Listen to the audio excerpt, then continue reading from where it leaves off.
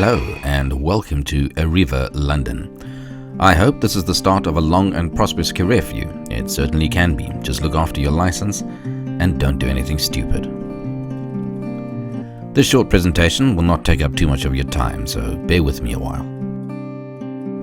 My name is Stuart and I'm a driver just like you and also a mentor, and I think my knowledge combined with others would be beneficial to you. Driving a bus for the first time can be daunting, stressful, and almost terrifying. We were all there once, I was, and my first day was absolutely terrifying. But now we have mentors, which we didn't have in the past, who will make the process a lot easier and also give you the confidence you need. Any query you might have, your mentor is there to help you along the way. Please ask him or her anything you are unsure of, and they will help. You can ask not just your mentor, but any one of us.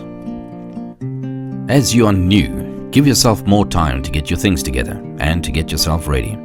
Arrive at least 30 minutes before your duty is to start. You will get quicker as you get used to the process.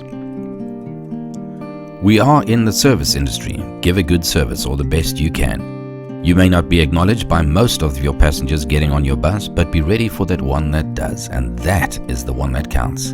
It might just be a smile, a hello, a good morning. Either way, return it. Also, should you have a mystery traveler on your bus at that time, you'll be scored on this. As you are now a professional driver, try to look the part. That includes your driving or seating position, posture if you want to call it. You are driving a 12-ton bus, not a sports car with bucket seats. Do not slouch.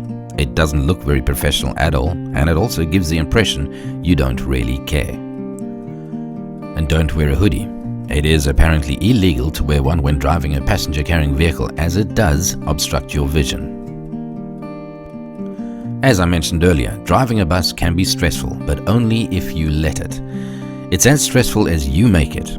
The idea is to keep calm and stay safe, safe being the priority.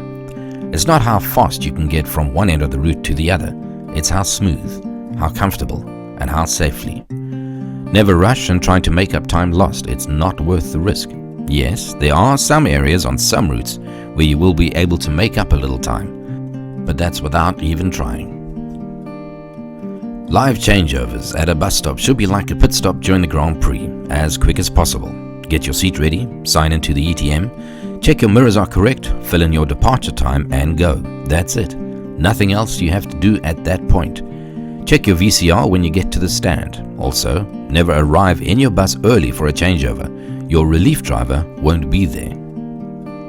The PA system is going to be your new best friend. Use it. There are some recorded announcements which you will need to be familiar with. But sometimes your passengers need and would like more information. Again, should you have a mystery traveler, you will be scored on this as well.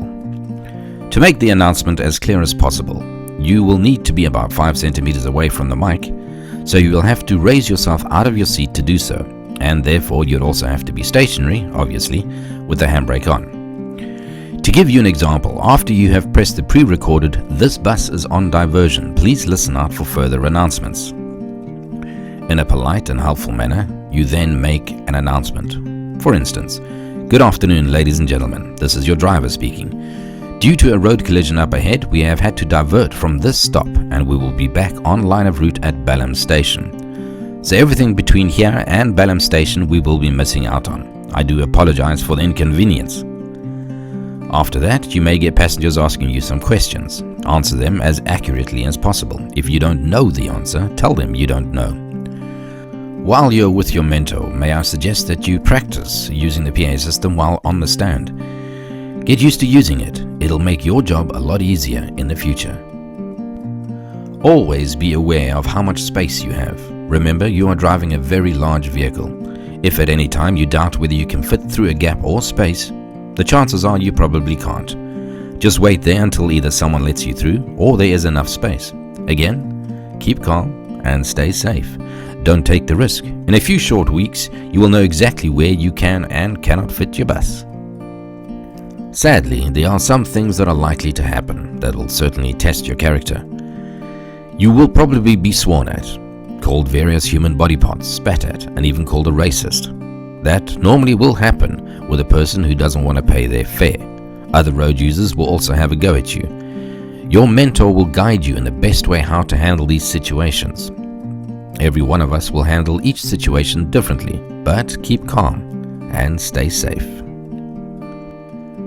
You've then got the pedestrian, some with headphones on, staring at their phone. Predict that they don't know you are coming and haven't seen you, even though you are in a big red double-decker bus. For some unknown reason, some who know you are coming will wait for other vehicles to pass, and because you are in a bus, will walk out in front of you. Don't ask, I still don't understand why.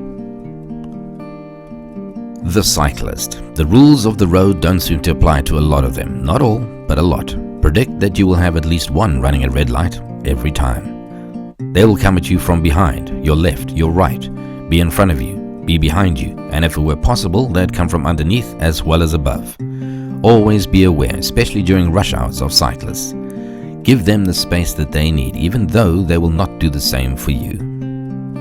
The pizza delivery guy on a scooter. How these manage to live as long as they do still amazes me.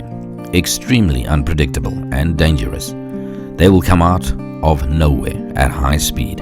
One minute there's nothing, the next minute he's between you and the curb. They take very dangerous risks. They shoot out from on the pavement straight into the road, and they were already doing 30 miles an hour on the pavement. They will surprise you a lot. Predict anything.